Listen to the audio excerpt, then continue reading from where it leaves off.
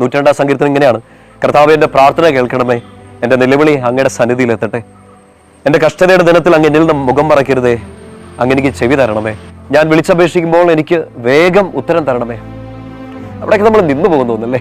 നമ്മുടെ എല്ലാം ഏറ്റവും വലിയ ആഗ്രഹം ഇതൊക്കെ തന്നെയല്ലേ? എൻ്റെ കഷ്ടതയുടെ ദിനത്തിൽ അങ്ങ് എന്നിൽ നിന്ന് മുഖം മറയ്ക്കരുതേ, എനിക്ക് ചെവി തുറന്നു തരണേ, ഞാൻ വിളിച്ചപേക്ഷിക്കുമ്പോൾ എനിക്ക് ഉത്തരം തരണേ കർത്താവേ.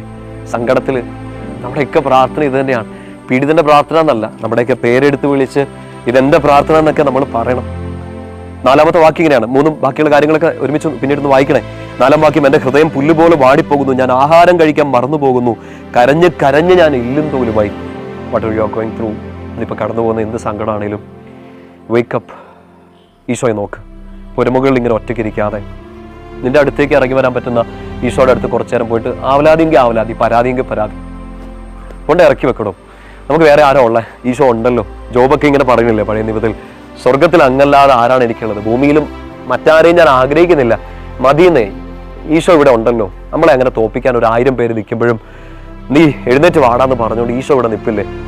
എല്ലാവരും ചവിട്ടി താഴ്ത്തുമ്പോൾ നിന്നെ എഴുന്നേപ്പിച്ച് നിർത്താൻ ഇവിടെ ഒരാളില്ലേ?